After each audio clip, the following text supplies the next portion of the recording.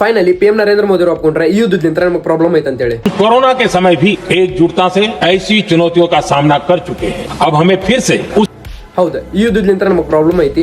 Lockdown ಬಂದಂತ situation ಬರ್ಬೋದು, corona ಟೈಮ್ದಾಗ ಬಂದಂತ ಸಿಚುವೇಶನ್ ಬರ್ಬೋದು. ಎಲ್ಲರೂ ಒಗ್ಗಟ್ಟಾಗಿರಿ. ಅವಾಗ ಹೆಂಗ್ ಒಗ್ಗಟ್ಟಾಗಿದ್ರಿ ಲಾಕ್ಡೌನ್ದಾಗ, ಈಗ ಹಂಗ ಒಗ್ಗಟ್ಟಾಗಿರಿ ಅಂತೇಳಿ PM ನರೇಂದ್ರ ಮೋದಿ ಅವರು ಹೇಳ್ಯಾರ. ಈಗ ಇಂಡಿಯಾಕ್ ಬೇಜಾರ್ ಆಗಿ ಬರೋ ಪ್ರಾಬ್ಲಮ್ಸ್ ಏನೇನಂತೇಳಿ ನೋಡೋಣ. ಫಸ್ಟಿಗೆ ಬರೋದು ಎಲೆಕ್ಟ್ರಿಸಿಟಿ. ಈಗ ಇಂಡಿಯಾ ಒಳಗೆ ಬೇಸಿಗೆಗಾಲಕ್ಕೆ ಎಲೆಕ್ಟ್ರಿಸಿಟಿ ಭಾಳ ಯೂಸ್ ಆಗ್ತೈತಿ. ಈಗ ಇಂಡಿಯಾ ಒಳಗೆ ಕಲ್ಲಿದ್ದಲ್ಲಿಂತ್ರ 75% ಎಲೆಕ್ಟ್ರಿಸಿಟಿ ಏನೈತಿ ಅದನ್ನ ಪ್ರೊಡ್ಯೂಸ್ ಮಾಡ್ತಿದ್ರೆ.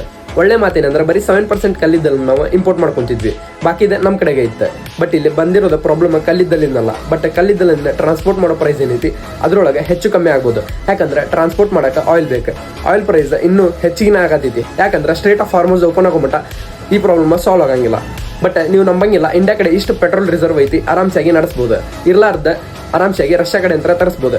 ಬಟ್ ಇಲ್ಲಿ ಪ್ರಾಬ್ಲಮ್ ಬಂದಿರೋದಂದ್ರೆ LPG ಗ್ಯಾಸ್ ಇಂದ. ಯಾಕಂದ್ರೆ ನಾವು 40% ಅಷ್ಟೇ LPG ಗ್ಯಾಸ್ನ ಪ್ರೊಡ್ಯೂಸ್ ಮಾಡ್ತಿದ್ವಿ, ಬಾಕಿ 60% ನಾವು ಸ್ಟ್ರೇಟ್ ಆಫ್ ಹಾರ್ಮೋಸ್ ನಿಂತ್ರನ ಇಂಪೋರ್ಟ್ ಮಾಡ್ಕೊಂತಿದ್ವಿ. ಬಟ್ ನೀವು ಹೇಳ್ಬೋದು ಈ ಯುದ್ಧದಿಂದ ವಸ್ತುಗಳ ಮೇಲೆ ಪ್ರೈಸಸ್ ಏನಾರ ಹೆಚ್ಚು ಕಮ್ಮಿ ಆಗ್ಬೋದು ಅಂತೇಳಿ. ಹೌದು, ಯಾಕಂದ್ರೆ ಹೆಂಗೆ ಟ್ರಾನ್ಸ್ಪೋರ್ಟ್ ಪ್ರೈಸ್ ಹೆಚ್ಚಿಗೆ ಆಗ್ತೈತಿ, ಆಯಿಲ್ ಪ್ರೈಸ್ ಹೆಂಗೆ ಹೆಚ್ಚಿಗೆ ಆಗ್ತೈತಿ, ಟ್ರಾನ್ಸ್ಪೋರ್ಟ್ ಪ್ರೈಸ್ ಹೆಚ್ಚಿಗೆ ಆಗ್ತೈತಿ, ಅವಾಗ ನಿಮ್ಮ ವಸ್ತುಗಳ ಮೇಲೆ ಪ್ರೈಸ್ ಹೆಚ್ಚು ಕಮ್ಮಿ ಆಗ್ಬೋದು. ಬಟ್ ಈಗ ಸ್ವಲ್ಪ ಜನ ಹೇಳ್ಬೋದು ತಿನ್ನೋ ಆಹಾರದ ಮೇಲೆ ಪ್ರೈಸ್ ಏನಾರ ಹೆಚ್ಚಿಗೆ ಆಗ್ಬೋದು ಅಂತೇಳಿ. ಹೌದು, ಯಾಕಂದ್ರೆ ಅಕ್ಕಿ ಗೋಧಿಯನ್ನು ನಾವು ಜಾಸ್ತಿ ಬೆಳಿತೀವಿ, ಬೇರೆ ದೇಶಕ್ಕೆ ನಾವು ಎಕ್ಸ್ಪೋರ್ಟ್ ಮಾಡ್ತೀವಿ. ಬಟ್ ಪ್ರಾಬ್ಲಮ್ ಬಂದಿರೋದಂದ್ರೆ ಫರ್ಟಿಲೈಸರ್ ಅಂದ್ರೆ ಗೊಬ್ಬರದಿಂದ ಭಾಳ ಪ್ರಾಬ್ಲಮ್ ಬಂದೈತಿ. ಯಾಕಂದ್ರೆ ನಾವು ಮಿಡಲ್ ಈಸ್ಟ್ಲಿಂದ ಭಾಳಷ್ಟು ಗೊಬ್ಬರನ ಇಂಪೋರ್ಟ್ ಮಾಡ್ಕೊಂತಿದ್ವಿ. ಬಟ್ ಈಗ ಯುದ್ಧದಿಂದ ಅದು ಇಂಪೋರ್ಟ್ ಆಗೋದು ಪ್ರೈಸು ಹೆಚ್ಚಿಗೆ ಆಗತೈತಿ.